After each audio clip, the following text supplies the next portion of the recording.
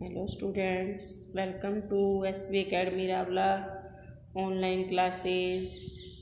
आज मैं class 12th class विच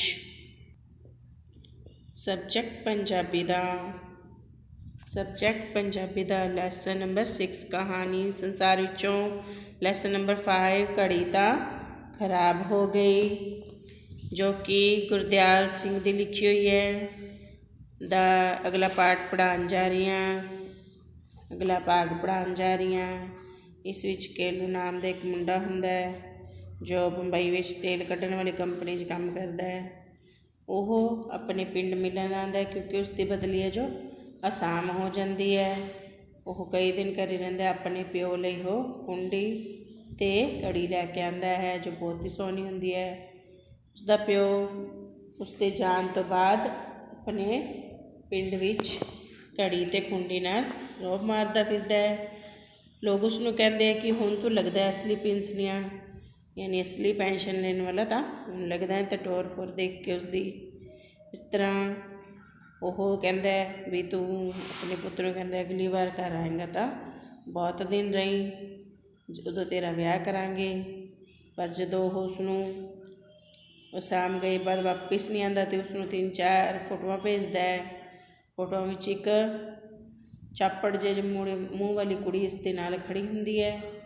ਉਹ ਦੇਖ ਕੇ ਕੁੰਡੇ ਨੂੰ ਬਹੁਤ ਅਜੀਬ ਲੱਗਦਾ ਹੈ। ਥੋੜ੍ਹੇ ਦਿਨ ਬਾਅਦ ਫਿਰ ਉਹਨਾਂ ਦੇ ਵਿਆਹ ਦੀ ਫੋਟੋ ਭੇਜਦਾ। ਉਹ ਕੌਣ ਭੇਜਦਾ? ਕੈਲੂ ਆਪਣੇ ਵਿਆਹ ਦੀ ਫੋਟੋ ਉਸੇ ਕੁੜੀ ਨਾਲ ਭੇਜਦਾ ਹੈ। ਕੈਲੂ ਦੇ ਸਿਹਰਾ ਬੰਨ੍ਹਿਆ ਹੁੰਦਾ ਹੈ ਅਤੇ ਕੁੜੀ ਦੇ ਵੀ ਸ਼ਿੰਗਾਰ ਕੀਤਾ ਹੁੰਦਾ ਹੈ। ਉਹ ਉਸਦੀ ਦੁਲਹਨ ਲੱਗ ਰਹੀ ਹੈ। ਇਹ ਦੇਖ ਕੇ ਕੁੰਡੇ ਨੂੰ ਬਹੁਤ ਝਟਕਾ ਲੱਗਦਾ ਹੈ। ਤਾਂ ਉਹ ਜਦੋਂ ਪਹਿਲਾਂ ਤਾਂ ਸਭ ਨੂੰ ਕੇਲੂ ਦੀ ਲਿਆਈ ਘੜੀ ਨਾਲ ਟਾਈਮ ਦੱਸਦਾ ਹੁੰਦਾ ਹੈ, ਪਰ ਬਾਅਦ ਵਿੱਚ ਕਹਿੰਦਾ ਕਿ ਘੜੀ ਹੁਣ ਖਰਾਬ ਹੋ ਗਈ। ਕਿਉਂ ਖਰਾਬ ਲੱਗਦੀ ਹੈ? ਕਿਉਂਕਿ ਕੈਲੂ ਨੇ ਆਪਣੀ ਮਰਜ਼ੀ ਨਾਲ ਇੱਥੇ ਵਿਆਹ ਕਰਾ ਲਿਆ ਸੀ। ਇਸ ਤਰ੍ਹਾਂ ਹੁਣ ਆਪਾਂ ਬੁੱਕ ਪੇਜ 31 'ਤੇ ਅੱਗੋਂ ਪੜ੍ਹਾਂਗੇ। ਜਦੋਂ ਉਸਦਾ ਦੋਸਤ ਕੁੰਡੇ ਦਾ ਦੋਸਤ ਉਸਨੂੰ ਕਹਿੰਦਾ ਹੈ ਕਿ ਭਾਗ ਤਾਂ ਤੇਰੇ ਵਰਗੇ ਹੋਣੇ ਚਾਹੀਦੇ ਹੈ, ਮੁੰਡਾ ਤੇਰੀ ਸੇਵਾ ਕਰ ਰਿਹਾ, ਸਾਡੇ ਤਾਂ ਤਾਂ ਐਵੇਂ ਸਾਡੇ ਮੁੰਡੇ ਤਾਂ ਸਾਨੂੰ ਪੁੱਛਦੇ ਹੀ ਨਹੀਂ। ਤਾਂ ਉਸਨੂੰ ਤਰਵਾਸ ਦਿੰਦਾ ਹੋਇਆ ਕੁੰਡਾ ਕੀ ਕਹਿੰਦਾ ਅੱਗੋਂ ਪੜ੍ਹਦੇ ਆਪਾਂ। ਕੁੰਡਾ ਉਸਨੂੰ ਤਰਵਾਸ ਦਿੰਦਿਆਂ ਕੁਝ ਭਰੋਸੇ ਨਾਲ ਕਹਿੰਦਾ ਹੈ, ਕੋਈ ਨਹੀਂ ਮੈਂ ਸਮਝਾਊਂ। ਹੁਣ ਜੇ ਆਪਾਂ ਬੁੜੇ ਹੋ ਗਏ ਤਾਂ ਪੁਰਾਣੀ ਮਸ਼ੀਨਰੀ ਵਾਂਗੂ ਆਪਾਂ ਨੂੰ ਕੰਡਮ ਕਰਕੇ ਕਬਾੜੀਆਂ ਦੇ ਤਾਂ ਨਹੀਂ ਸਿੱਟ ਦੇਣਾ ਕਮਲਿਆ। ਕੋਈ ਗੱਲ ਹੈ ਇਹ ਮੁੰਡਿਆਂ ਨੇ ਨਹੀਂ ਕੱਲ੍ਹ ਨੂੰ ਇਹ ਟਾਈਮ ਆਉਣਾ, ਮੁੰਡਿਆਂ 'ਤੇ ਨਹੀਂ ਕੱਲ੍ਹ ਨੂੰ ਇਹ ਟਾਈਮ ਆਉਣਾ। ਸਾਰੇ ਹੈਰਾਨ ਸਨ ਕਿ ਕੁੰਡੇ ਨੂੰ ਹੁਣ ਅੰਗਰੇਜ਼ੀ ਵੀ ਬਹੁਤੀ ਬੋਲਣੀ ਆ ਗਈ ਸੀ। ਐਸੇ ਕਰਕੇ ਮਾੜੇ ਧੀੜੇ ਬੰਦੇ ਤਾਂ ਉਹਦਾ ਉਂਝ ਹੀ ਰੋਬ ਮੰਨਣ ਲੱਗ ਪਏ ਸਨ। ਇੰਨੀ ਦਿਨੀ ਇੱਕ ਹੋਰ ਅਲੋਕਾਰ ਗੱਲ ਇਹ ਹੋਈ ਕਿ ਕੁੰਡਾ ਆਪਣੀ ਜ਼ਮੀਨ ਛੁਡਾਉਣ ਦੀਆਂ ਸਲਾਹਾਂ ਕਰਨ ਲੱਗ ਪਿਆ।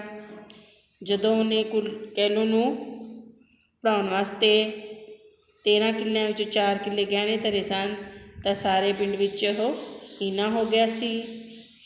ਲੋਕਾਂ ਨੇ ਉਸਨੂੰ ਮੱਤਾਂ ਵੀ ਦਿੱਤੀਆਂ, ਪਰ ਕੁੰਡੇ ਨੇ ਜੇਰਾ ਰੱਖਿਆ। ਸਭ ਦੀਆਂ ਚੱਲ ਕੇ ਵੀ ਉਹਨੇ ਕੈਲੂ ਦੀ 5 ਸਾਲ ਦੀ ਪੜ੍ਹਾਈ ਪੂਰੀ ਕਰਵਾ ਦਿੱਤੀ। ਅਤੇ ਜਦੋਂ ਨੌਕਰ ਹੋ ਗਿਆ ਤਾਂ ਕੁੰਡਾ ਜ਼ਮੀਨ ਠੇਕੇ 'ਤੇ ਦੇ ਕੇ ਉਸੇ ਦਿਨ ਵਾਈ ਛੱਡ ਕੇ ਪਿਲਸਨੀਆ ਬਣ ਬੈਠਾ। ਲੋਕਾਂ ਨੇ ਉਹਦਾ ਨਾਮ ਕੁੰਡਾ ਪਿਲਸਨੀਆ ਹੀ ਪੁਕਾਰ ਲਿਆ। ਕਈ ਵਾਰ ਕਈ ਉਹਨੂੰ ਕੁੰਡਾ ਸਿਓ ਸਾਹਿਬ ਲੋਕ ਕਹਿਣ ਲੱਗ ਪਏ। ਕੁੰਡਾ ਜਦੋਂ ਫੌਜ ਦੇ ਵਿੱਚੋਂ ਮੁੜਿਆ ਸੀ ਤਾਂ ਕੈਲੂ ਦੀ ਉਮਰ 4 ਵਰ੍ਹਿਆਂ ਦੀ ਸੀ, ਯਾਨੀ 4 ਸਾਲਾਂ ਦੀ ਸੀ। ਕੈਲੂ ਤੋਂ ਵੱਡੀਆਂ 3 ਧੀਆਂ ਦਾ ਪਹਾੜ ਜਿੱਡਾ ਭਾਰ ਕੁੰਡੇ ਦੇ ਸਿਰ ਸੀ। ਇਕੱਲਾ ਕਮਾਊ 13 ਕਿੱਲੇ ਪਹਿਲੀ ਦਿਨ ਰਾਤ ਮਿੱਟੀ ਨਾਲ ਮਿੱਟੀ ਹੋ ਕੇ ਉਹਨੇ 15 ਵਰ੍ਹੇ ਦਸੌਂਟਾ ਕੱਟਿਆ ਸੀ। ਪਰ ਜਦੋਂ ਸਾਰੀ ਕਬੀਲਦਾਰੀ ਕਿਉਂਟ ਲਈ ਕੈਲੂ ਪੜ੍ਹ ਕੇ ਨੌਕਰੀ ਵੀ ਲੱਗ ਗਿਆ। ਉਹਦਾ ਮੰਗਣਾ ਵੀ ਉਹਨੇ ਸਰਦੇ ਪੁੱਜਦੇ ਜ਼ਮੀਂਦਾਰਾਂ ਦੇ ਘਰ ਕਰ ਲਿਆ ਤਾਂ ਉਹਨੂੰ ਆਪਣੀ ਸਾਰੀ ਮਿਹਨਤ ਰਾਸ ਆਈ ਜਾਪੀ। ਆਪਣੀ ਜ਼ਮੀਨ ਗਹਿਣੇ ਧਰਨ ਦੀ ਵੀ ਉਹਨੇ ਕੋਈ ਸੰਗ ਸ਼ਰਮ ਮਹਿਸੂਸ ਨਹੀਂ ਕੀਤੀ। ਜਾਇਦਾਦਾਂ ਹੋਈਆਂ ਬਈ ਬੰਦਿਆਂ ਨਾਲ, ਬੰਦੇ ਬਣਾਉਂਦੇ ਆਏ। ਜਿਸ ਲੱਗ ਹੋਊ ਤਾਂ ਆਪੇ ਦੂਣੀ ਚੂਣੀ ਬਣਾ ਲਊ। दूनी चौनी बना लूँ, नहीं तो मेरा की है, आपां नूं तां 2 गुल्लियां चाहिदियां हैं। पेंशन दे पैसे ही नहीं मुकदे, होर जायदाद आपां की करनी है। यानी वो फौज विच सी, फौज च रिटायर होया फौजी सी, ते उसकी पेंशन है जो आन करके वो कहता सी भी पेंशन नाल आपां तां 2 रोटियां खा लेनियां, आपां नूं की है। जमीन अगर दे कर्मां च होई तो आपे बना लूगा। मुंडा अगर पढ़ लिख गया, पैसे आए तो जमीन अपने आप बन जू, ना बनाऊ तो कहता मैनू की है, मैं तो 2 रोटियां ही खानियां। तो जिन्होंने उसदी दलीलां शेख चिल्ली वालियां फुरकियां दी गल्लां लगदियां हुंदियां, ਹੁਣ ਉਹ ਵੀ ਸੰਸ਼ੋ ਪੰਜ ਵਿੱਚ ਪੈ ਗਏ ਸਨ। ਉਹਦੇ ਨਾਲ ਰਸ਼ਕ ਕਰਨ ਲੱਗ ਪਏ ਸਨ। ਇਹੋ ਜਿਹੀ ਘੜੀ ਤੇ ਖੁੰਡੀ ਕੁੰਡੇ ਕੋਲ ਹੀ ਸੀ। ਸਾਰੇ ਪਿੰਡ ਨੇ ਇਹੋ ਜਿਹੀ ਕਦੇ ਦੇਖੀ ਨਹੀਂ ਸੀ। ਘੜੀ ਇੰਨਾ ਸਹੀ ਟਾਈਮ ਦੱਸਦੀ ਸੀ ਕਿ ਪਿੰਡ ਦੇ ਮਿਰਾਬ ਦੂਜੇ ਚੌਥੇ ਕੁੰਡੇ ਦੀ ਘੜੀ ਨਾਲ ਘੜੀ ਮਿਲਾ ਕੇ ਲੈ ਜਾਂਦੇ। ਕੁੰਡਾ ਵੀ ਜਦੋਂ ਟਾਈਮ ਦੱਸਦਾ ਤਾਂ ਨਾਲ ਸਕਿੰਟਾਂ ਵਾਲੀ ਸੂਈ ਵੇਖ ਕੇ ਕਹਿੰਦਾ 7:23 ਤੇ ਕੋਈ 30 ਸਕਿੰਟ ਹੋਏ ਨੇ। ਕਮਾਲ ਇਹ ਨਹੀਂ ਕਿ ਕੁੰਡੇ ਦੀ ਜੱਬੀ ਘੜੀ ਸਕਿੰਟਾਂ ਵਾਲਾ ਦਾ ਫਰਕ ਵੀ ਨਹੀਂ ਸੀ ਪੈਣ ਦਿੰਦੀ। ਨਾਲੇ ਉਹ ਸੋਹਣੀ ਵੀ ਇੰਨੀ ਸੀ ਕਿ ਜੇਬ ਵਿੱਚੋਂ ਮੁੜ ਕਢਾ ਕੇ ਦੇਖਣ ਨੂੰ ਜੀ ਕਰਦਾ ਸੀ। ਹੁਣ ਕੁੰਡੇ ਨੇ ਕਦੇ ਮੰਡੀ ਜਾਣਾ ਹੁੰਦਾ ਤਾਂ ਪਹਿਲਾਂ ਨਾਲੋਂ ਬਹੁਤਾ ਹੀ ਮੰਡੀ ਜਾਣ ਲੱਗ ਪਿਆ ਸੀ ਉਹਨੂੰ, ਕਿਉਂਕਿ ਉਹਨੂੰ ਹੁਣ ਆਪਣੇ ਪੁੱਤ ਦਾ ਹੌਸਲਾ ਹੋ ਗਿਆ ਸੀ ਨਾ, ਤਾਂ ਕਰਕੇ ਉਹ ਪਹਿਲਾਂ ਦੁਕਾਨਾਂ ਖੁੱਲ੍ਹਣ ਦੇ ਟਾਈਮ ਦਾ ਹਿਸਾਬ ਲਾਉਂਦਾ, ਫਿਰ ਰਾਹ ਵਿੱਚ ਲੱਗਣ ਵਾਲੇ ਵਕਤ ਦਾ ਅੰਦਾਜ਼ਾ ਲਾਉਂਦਾ, ਅਤੇ ਫਿਰ ਹਿਸਾਬ ਨਾਲ 7:33-34 ਉੱਤੇ ਘਰੋਂ ਨਿਕਲਦਾ। 33-34 'ਤੇ ਸਹੀ ਘਰੋਂ ਤੁਰਦਾ। ਜਦੋਂ ਆਪਣੀ ਖੁੰਡੀ ਸਹਾਰੇ ਬੋਚ ਤੁਰਦਾ ਤਾਂ ਪਿੰਡ ਦੇ ਸ਼ੇਰਾਂ ਵਾਲੇ ਗੇਟ ਕੋਲ ਪਹੁੰਚਦਾ। ਜਦੋਂ ਆਪਣੀ ਖੁੰਡੀ ਸਾਰੀ ਬੋਝ ਤੁਰਦਾ ਮੰਡੀ ਦੇ ਸ਼ੇਰਾਂ ਵਾਲੇ ਗੇਟ ਕੋਲ ਪਹੁੰਚਦਾ ਤਾਂ ਸਭ ਦੁਕਾਨਾਂ ਖੁੱਲ੍ਹ ਚੁੱਕੀਆਂ ਹੁੰਦੀਆਂ। ਹਟਵਾਨੀਏ ਗੱਲਿਆਂ ਉੱਤੇ ਧੂਫ ਦਿਖਾ ਰਹੇ ਹੁੰਦੇ। ਉਹ ਗੇਟ ਦੇ ਥੰਮਲੇ ਕੋਲ ਖੜੋ ਕੇ ਆਪਣੇ ਮੋਢੇ ਉੱਤੇ ਰੱਖੇ ਮੁੱਕੇ ਨਾਲ ਮੂੰਹ ਹੱਥ ਪੈਰ ਝਾੜਦਾ ਅਤੇ ਫਿਰ ਪੱਗ ਸੁੱਤ ਕਰਕੇ ਕੁੰਡੀ ਨੂੰ ਥੰਮਲੇ ਦੇ ਸਾਰੇ ਖੜੀ ਕਰਦਿਆਂ ਜੇਬ ਵਿੱਚੋਂ ਬੋਚ ਕੇ ਘੜੀ ਕੱਢਦਾ ਅਤੇ ਉਹਦਾ ਸਿਖਰਲਾ ਬਟਨ ਦਬਾ ਦਿੰਦਾ। ਕੜਿੱਕ ਦੀ ਆਵਾਜ਼ ਨਾਲ ਘੜੀ ਦੀਆਂ ਸੂਈਆਂ ਜਿਵੇਂ ਉਹਨੂੰ ਝਾਤ ਕਹਿੰਦੀਆਂ, ਉਹ ਮੁਸਕਰਾ ਪੈਂਦਾ। 9 ਵੱਜਣ 'ਚ ਪੂਰੇ 5-6 ਮਿੰਟ ਬਾਕੀ ਹੁੰਦੇ ਸਨ, ਨਾ ਘੱਟ ਨਾ ਵੱਧ। ਇੱਕ ਦਿਨ ਕੈਲੂ ਦੀ ਚਿੱਠੀ ਆਈ। ਉਹ ਆਮ ਚਿੱਠੀਆਂ ਨਾਲੋਂ ਖਾਸੀ ਭਾਰੀ ਲੱਗਦੀ ਸੀ। ਉਸਨੇ ਖੋਲ੍ਹ ਕੇ ਵੇਖਿਆ ਤਾਂ ਕੈਲੂ ਦੀ ਇੱਕ ਫੋਟੋ ਸੀ। ਫੋਟੋ ਵਿੱਚ 3-4 ਮੁੰਡੇ ਕੁੜੀਆਂ ਸਨ।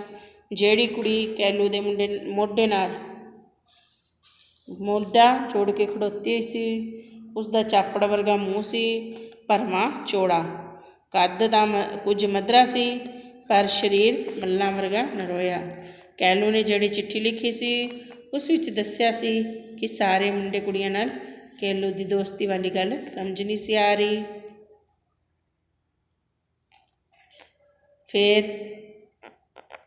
ਫਿਰ ਆਪੇ ਹੀ ਉਸ ਤਰ੍ਹਾਂ ਹੋਰ ਸੋਚਣਾ ਸ਼ੁਰੂ ਕਰ ਦਿੱਤਾ। ਠੀਕ ਹੈ, ਜੈਸਾ ਦੇਸ ਉਸਾ ਭੇਸ। ਅੰਗਰੇਜ਼ ਵੀ ਤਾਂ ਐਂ ਇਕੱਠੇ ਰਹਿੰਦੇ ਹੀ ਹੁੰਦੇ ਸੀ। ਕੁਆਰੇ ਮੁੰਡੇ ਕੁਆਰੀਆਂ ਕੁੜੀਆਂ ਇਕੱਠੇ ਹੀ ਤੁਰੇ ਫਿਰਦੇ। ਪਰ ਇਹਦੇ ਬਾਵਜੂਦ ਵੀ ਉਹਨੂੰ ਕਈ ਦਿਨ ਕੈਲੂ ਦੀ ਇਹ ਫੋਟੋ ਉੱਪਰੀ ਲੱਗਦੀ ਰਹੀ। ਹੋਰ 2 ਮਹੀਨਿਆਂ ਪਿੱਛੋਂ ਜਦੋਂ ਕੈਲੂ ਦੇ ਸਹੁਰਿਆਂ ਵੱਲੋਂ ਸੁਨੇਹੇ ਆਉਣ ਲੱਗ ਪਿਆ ਤਾਂ ਉਸਨੇ ਕੈਲੂ ਨੂੰ 2 ਚਿੱਠੀਆਂ ਉੱਪਰੋਂ ਥੱਲੇ ਲਿਖੀਆਂ। ਪਰ ਇਹ ਵੇਖ ਕੇ ਹੈਰਾਨ ਹੋਇਆ ਕਿ ਕੈਲੂ ਨੇ ਮਹੀਨੇ ਭਰ ਉਹਨਾਂ ਦਾ ਜਵਾਬ ਨਾ ਦਿੱਤਾ। ਅਖੀਰ ਉਹਨੇ ਮੰਡੀ ਜਾ ਕੇ ਆੜ੍ਹਤੀਆਂ ਦੇ ਮੁੰਡੇ ਤੋਂ ਜਵਾਬੀ ਤਾਰ ਪਵਾਈ। 4 ਦਿਨ ਉਡੀਕਿਆ ਪਰ ਉਹਦਾ ਵੀ ਕੋਈ ਉੱਤਰ ਨਾ ਆਇਆ ਤਾਂ ਕੁੰਡੇ ਨੂੰ ਬੜਾ ਫਿਕਰ ਹੋਇਆ। ਉਹਨੇ ਕੈਲੂ ਦੀ ਮਾਂ ਨਾਲ ਸਲਾਹ ਕੀਤੀ। ਇੱਥੋਂ ਪਤਾ ਕਰਕੇ ਉਹ ਆਪ ਕੈਲੂ ਕੋਲ ਜਾਵੇ। ਹੋ ਸਕਦਾ ਬਿਮਾਰ ਹੋਵੇ ਅਤੇ ਉਹਨਾਂ ਦੇ ਫਿਕਰ ਤੋਂ ਡਰਦਾ ਹੀ ਜਵਾਬ ਨਾ ਦਿੰਦਾ ਹੋਵੇ। ਜਦੋਂ ਕੁੰਡਾ ਜਾਣ ਦੀ ਤਿਆਰੀ ਕਰ ਰਿਹਾ ਸੀ ਤਾਂ ਅਚਾਨਕ ਕੈਲੂ ਦੀ ਚਿੱਠੀ ਆ ਗਈ। ਇਹ ਵੀ ਇੱਕ ਲਿਫਾਫਾ ਸੀ, ਪਹਿਲੇ ਜਿੰਨਾ ਹੀ ਭਾਰਾ। ਪੜ੍ਹ ਕੇ ਦੇਖਿਆ ਤਾਂ ਉਸ ਵਿੱਚ ਕੋਰੇ ਕਾਗਜ਼ ਵਿੱਚ ਵਲੇਟੀ ਇੱਕ ਫੋਟੋ ਸੀ। ਚਿੱਠੀ ਕੋਈ ਨਹੀਂ ਸੀ। ਕੈਲੂ ਸਿਰ 'ਤੇ ਸਿਹਰਾ ਬੰਨੀ उस चापड़ वर्गे मूँह वाली कुड़ी के बराबर खड़ोता मुस्कुरा रहा सी जिहड़ी कुंडे ने पहली फोटो विच देखी सी। कुड़ी ने पूरा शिंगार किया होया सी। कहलू ते उहदा गंढ जोड़ भी होया होया सी।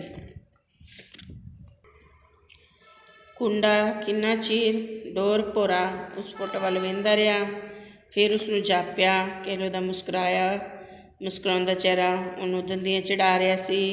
उस वेले ने एक मोटी सारी गाल कड्ढी ते फोटो के टुकड़े टुकड़े करके चुल्हे विच सुੱਟਦਿਆਂ वेड़े विच पए मंजे उत्ते लम्मा जा पिया। बीरो धूए नाल सिल्लियां अखां पूंझदी उसनूं बार बार पुछदी रही कहलू ने की लिखिया है, पर वह चुप करके पिया रहा। बेरू की हालत वेख के बिर करदी ਉਹਦੇ आले दुआले तुरी फिरी। बिंद को पिछों जदों शेरू मिराब ने आके अपनी कड़ी मिलाउण लई बूहा खड़काया तो उवें ही पे पे कुंडे ने कग्गी आवाज़ विच कहा कहलू दी बेबे इनू कह दे घड़ी तो खराब हो गई। तो उदों ही उन्हें कुड़ते के काज विचों घड़ी की संगली का छल्ला खोलन लग पिया। इस तरह यह लैसन तुहाडा कंप्लीट हुंदा है। इहदे क्वेश्चन आंसर करांगे। तो कुंडा जो हुंदा है कहलू दे विआह नाल बहुत नाराज़ हो जाता है क्योंकि उसकी मंगनी तो इत्थे कीती हुंदी है पर वह उत्थे अपने आप विआह करा लैंदा है। क्वेश्चन आंसर अपनी नोटबुक च आंसर लिखोगे। क्वेश्चन यहाँ दे रखे है कहलू कित्थे नौकरी करदा सी। कहलू कित्थे नौकरी कित्थे करदा सी। इहदा आंसर आपां वेखिआ ही पहले पढ़िया लैसन च। तुसीं लिखोगे शुरू करो लिखना। कहलू बंबई वाल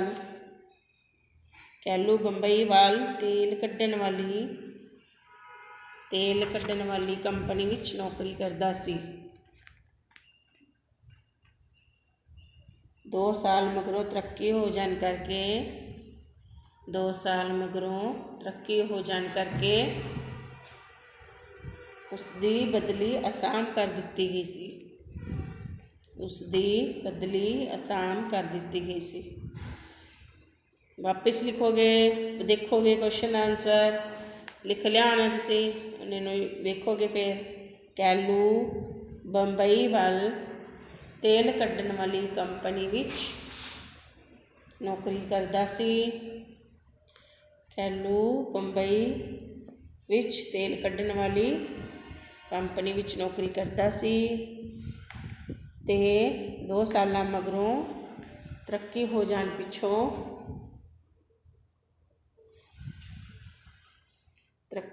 पिछों उसकी बदली आसाम हो गई सी।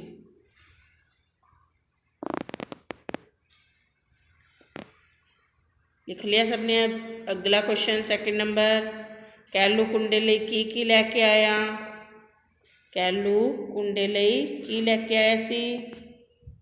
ये तुहानूं पता ही है कि लिया सी खुंडी ते घड़ी।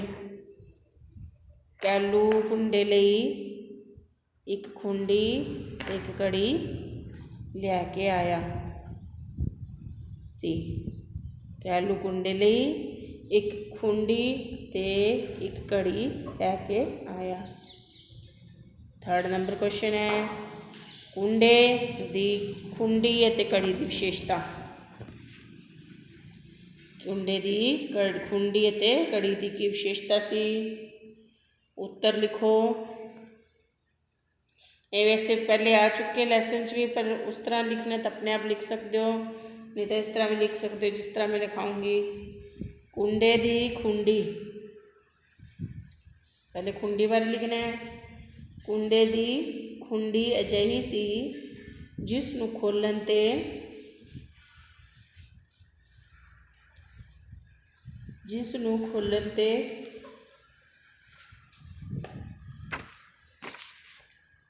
ਉਹ एक मेज़ तरह बन जाती सी। जिसनूं खोलन ते ਉਹ एक मेज़ तरह बन जाती सी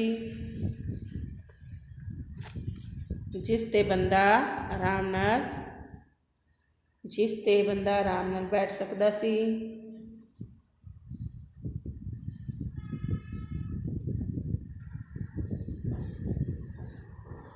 उसकी घड़ी किद्दां दी सी। हुण घड़ी बारे लिखना है।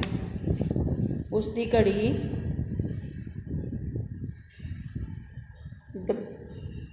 डब्बी नुमा चौरस ते काली शाह सी। उसकी घड़ी डब्बीनुमा चौरस ते काली शाह सी। डब्बी दे दोहां खुंजां ते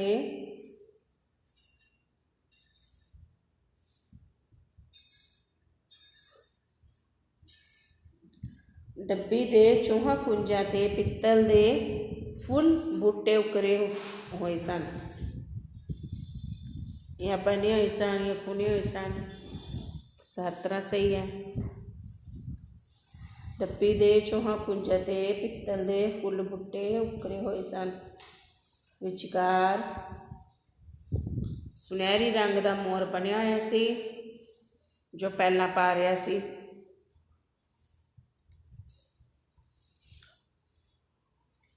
विचकार सुनहरी रंग का मोर बनिया सी जो पैल पा रहा सी।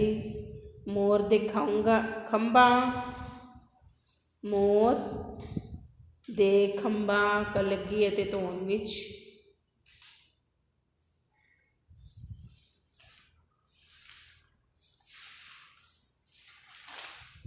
सच्ची दे मोर वर्गे ही रंग भरे हुए सन। सच्ची दे मोर वर्गे ही रंग भरे हुए सन। मोर दियां अखां ते निक्के निक्के मनके भी लगे हुए सन। मोर दियां अखां ते निक्के निक्के मनके भी लगे हुए सन। घड़ी दी नुक्कर ते एक बटन लग्या होया सी। घड़ी दी नुक्कर ते एक बटन लग्या होया सी जिसनूं दबा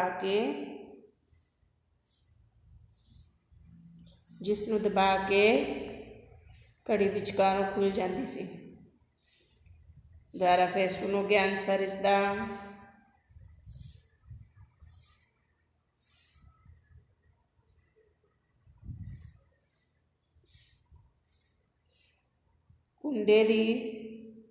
खुंडे जही सी जिसनूं खोलन ते ओह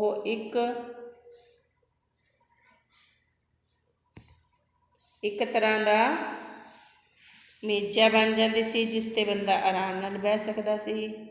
उसकी घड़ी डब्बीनुमा चौरस ते काली शाह सी। डब्बी दे चौहां खुंजां ते पित्तल दे फुल बूटे उकरे हुए सन।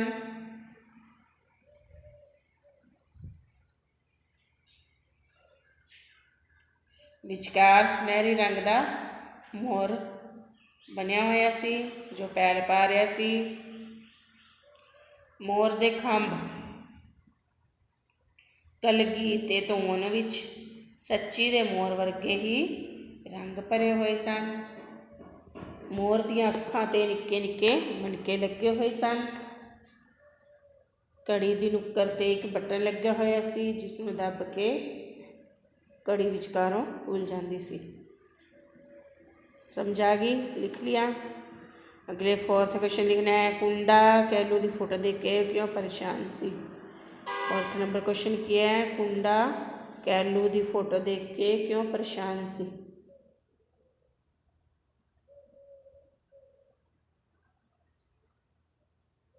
पहलिया फोटो आईया सी ना उदों क्यों परेशान सी। कैलू की फोटो विच उत्तर लिखो। कैलू की फोटो विच 3-4 मुंडे कुड़ियां भी सन। कैलू की फोटो विच 3-4 मुंडे कुड़ियां भी सन। एक कुड़ी कैलू दे मोढे नाल मोढा जोड़ी खड़ी सी। एक कुड़ी कैलू दे मोढे नाल मोढा जोड़ी खड़ी सी।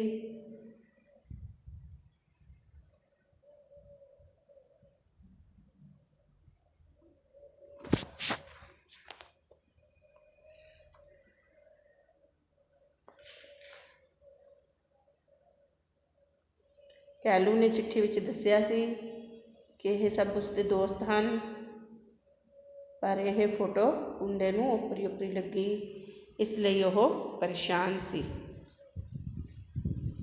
कैलू ने चिट्ठी विच दस्सिया सी कि सब उसके दोस्त हैं, पर यह फोटो कुंडे नूं ओपरी ओपरी लगी, इसलिए वह परेशान सी। वापस फिर इसका उत्तर सुनो। कैलू की फोटो विच 3-4 मुंडे कुड़ियां भी सन। एक कुड़ी कैलू दे मुंडे नाल मोटे नाल मोढा जोड़ी खड़ी सी। कैलू ने चिट्ठी विच दस्सिया सी कि ये सब उसके दोस्त हैं, पर यह फोटो कुंडे नूं ओपरी ओपरी लगी, इसलिए वो परेशान सी। 5th नंबर क्वेश्चन लिखोगे, कुंडा घड़ी खराब होने का बहाना क्यों करता है।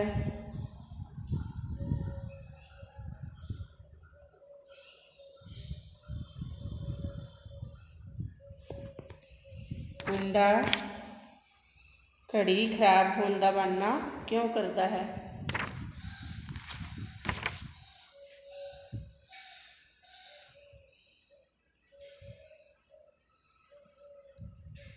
क्यों करता है? क्योंकि कैलू ने उन्होंने बिना दस्से, क्योंकि कैलू ने कुंडे नूं बिना दस्से विआह करवा लिया सी।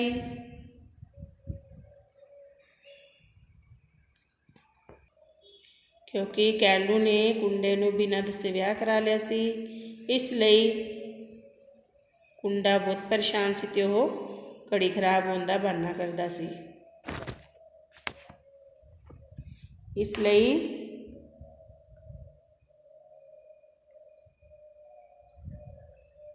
ओह बहुत परेशान सी ते ओह घड़ी खराब होने का बहाना करता सी। क्यों बहाना करता सी? क्योंकि कैलू ने कुंडे नूं बिना दस्से विआह करा लिया सी ते इस नाल कुंडा बहुत परेशान सी ते घड़ी खराब होने का बहाना करता सी। यह तुसी क्वेश्चन आंसर अपने नोटबुक च करने हैं। कुंडे का पात्र उसारी भी करना है। पात्र उसारी तुसी पॉइंट बना के लिखोगे। पहला पॉइंट लिखोगे, पुत्र ते मान करने वाला, पुत्र ते मान करने वाला।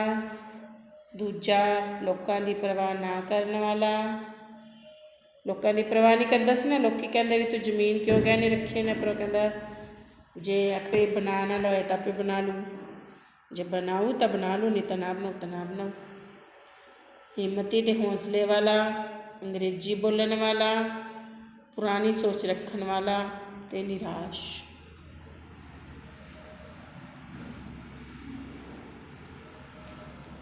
फिर सुनो ये पॉइंट। 6th नंबर क्वेश्चन के पॉइंट की है, पुत्र ते मान करने वाला, लोगों की परवाह ना करने वाला, हिम्मती ते हौसले वाला, अंग्रेजी बोलने वाला, पुरानी सोच रखने वाला ते निराश। उन्हें दे पॉइंट्स ते तुसी अपने आप अगों एक्सप्लेन कर लेना है। इन्ना वर्क अपनी नोटबुक च करना है, साफ सुंदर करना है, तो लर्न भी करना है, तैयारी करनी है नाल नाल, क्योंकि 12th क्लास है तुहाडी, तुहानूं पता ही है। Thank you students.